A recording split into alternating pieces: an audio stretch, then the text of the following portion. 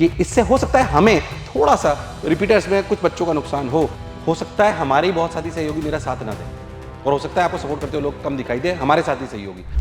एक रिक्वेस्ट लेके आया हूं जोसा से और एनटीए से। क्यों लेके आया हूं आपको बता देता हूं। जितने भी बच्चों ने इस साल जेई दिया है या आने वाले साल में देने वाले हैं, उनके लिए बहुत इंपॉर्टेंट है ये समझना कि कहां पर उनके साथ गड़बड़ हो सकती है। और ये रिक्वेस्ट मोड में मैं जोसा और एनटीए से करना चाहता हूं, सभी लोग मेरा इसमें साथ दें जो अगले साल देने वाले हैं और या जिन्होंने इस साल दिया है।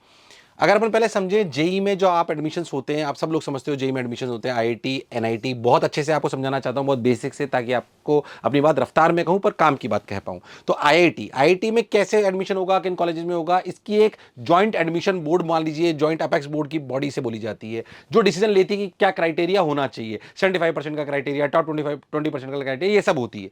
इसकी पूरी काउंसलिंग का जिम्मा जो होता है जोसा के पास। ऐसे एनआईटी की अगर अपन बात करें, एनआईटी, ट्रिपल आईटी और जीएफटीआई, इनका निर्णय जो लेती है वो लेती है क्राइटेरिया का, वो लेता है एनटीए, नेशनल टेस्टिंग एजेंसी। और इसकी जो पूरी काउंसलिंग कराती है वो कराती है जोसा। पहले समझें, तो जिनके पास अथॉरिटी है आईटी के लिए वो है जैब, और इधर है एनटीए, जैब और एनटीए। अब इन दोनों ने एक निर्णय ले रखा है कि आईआईटी और एनआईटी में अगर आप कितने भी नंबर लिए आए, पासिंग मार्क्स लिए आए, वो एक अलग एस्पेक्ट है, पर आपकी बोर्ड में सीबीएसई में 75% से ज्यादा जनरल कैटेगरी और 65% से ज्यादा आपकी नॉर्मल एससी एसटी कैटेगरी में होनी चाहिए। अब इसके अलावा अदर बोर्ड्स में 20% से ज्यादा होना चाहिए, सब लोग जानते हैं। अब समस्या इस बार जो 2026 के सीबीएसई के पेपर में हुई, वो क्या हुई, ध्यान से समझे, पहले समझाना चाहता हूं। इस बार सीबीएसई का पेपर टफ था। मैं ऐसे नहीं बोल रहा हूं हवा में कि टफ था, एग्जैक्ट डेटा हालांकि वेरीफाइड जो है, एग्जैक्ट नंबर्स नहीं है, बट आपको जो डेटा मुहैया करा रखा है सीबीएसई ने, उससे आपको सब पता पड़ेगा। अगर आपको ध्यान से बताऊं तो आपको समझ में आएगा। इस बार जो फिजिक्स का पेपर है वो टफ क्यों बोला जा रहा है, इसलिए पूरा ओवरऑल पेपर टफ हो गया है। फिजिक्स का पेपर टफ इसलिए कि 1000 जो बच्चे हैं, अमूमन देखो आप, केमिस्ट्री में 1061 बच्चे हैं जिनके 100 में से 100 आए। मैथ्स में 1283 बच्चे ऐसे थे जिनके 100 में से 100 आए। बायो 1343 बच्चे थे जिनके 100 में से 100 आए। मात्र 96 बच्चे थे, कितने, 96 फिजिक्स में, मतलब फिजिक्स का पेपर टफ था।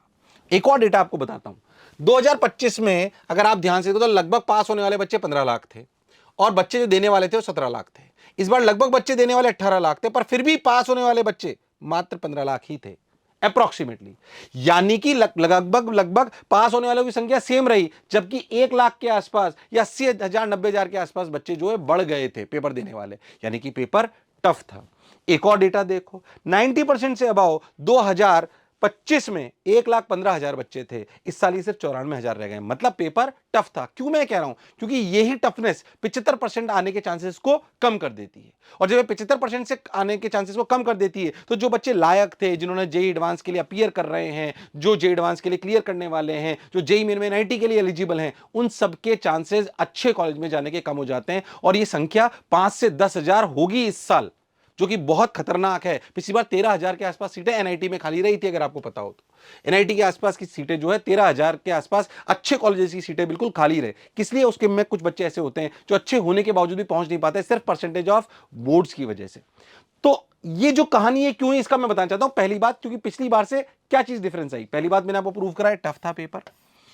दूसरा, इस बार जो क्राइटेरिया करा गया है वो स्कैनिंग है। हालांकि सीबीएसई के लिए ने इस बार बढ़िया करा है कि बच्चों को बोल दिया कि आपको कॉपी में आपका कुछ करना है तो आप कर लीजिए, वो एक अच्छी बात है। बट स्कैनिंग हुई है और स्कैन होकर ऑटोमेटिक कॉपीज चेक हुई हैं। एक बात मैं और बोलना चाहता हूं सीबीएसई को कि 17 तारीख को जेई एडवांस का पेपर है, 13 मई को अपन पेपर दे रहे हैं। जिनकी परसेंटेज कम रहेगा वो झटके में ही बहुत कुछ गड़बड़ हो जाती है, वो इंप्रूवमेंट देने लायक रहते नहीं। इसलिए जिन्होंने 13 मई की बजाय या तो रिजल्ट थोड़ा और जल्दी आ जाना चाहिए था जेई एडवांस के, या फिर उसके जस्ट बाद आता, ताकि कम से कम बच्चे अच्छी मनस्थिति के साथ पेपर दे पाते। तो ये बात प्रूव करने का प्रयास करा गया है कि भाई सीबीएसई का पेपर इस बार का टफ था। और कैसे एजेंसीज काम करती है वो मैंने आपको समझाया। मेरे व्यक्तिगत मत में इसमें क्या करना चाहिए और क्या हमारी अपील है एज अ रिक्वेस्ट। अच्छा, आप बहुत ध्यान से देखोगे ना, तो अगर हमारी अपील मान ली गई, मैं आपको इसलिए बात बोल रहा हूं, अगर हमारी अपील मान ली गई जो मैं आपको अभी बोल रहा हूं, तो विश्वास मानिए, हो सकता है हमारे ही बहुत साथी सहयोगी मेरा साथ ना दें, और हो सकता है आपको सपोर्ट करते हुए लोग कम दिखाई दे, हमारे साथी सहयोगी, हमारे साथी सहयोगी मतलब जो हमारे कॉम्पिटिटर्स है। क्यों, क्योंकि इसमें हमारा हित होगा, क्योंकि जो बच्चे रिपीट करेंगे उनकी संख्या हमारे लिए कम हो जाएगी, सच है। बट बच्चे का हित देखना सबसे सर्वोपरि है, ये सच है, आपको समझ में आ जाएगा ये बात। खैर, अब जो रिक्वेस्ट हम एनटीए या जैब को करना चाहते हैं वो ये, क्योंकि पेपर टफ है, तो मैंने एक बात समझिए, सीबीएसई का जो cut off percentage, cut off जिसे अपन बोलते हैं, वो कट ऑफ जो भी एग्जिस्टिंग है, वो अगर अपन बहुत ध्यान से देखें तो कट ऑफ 75% है।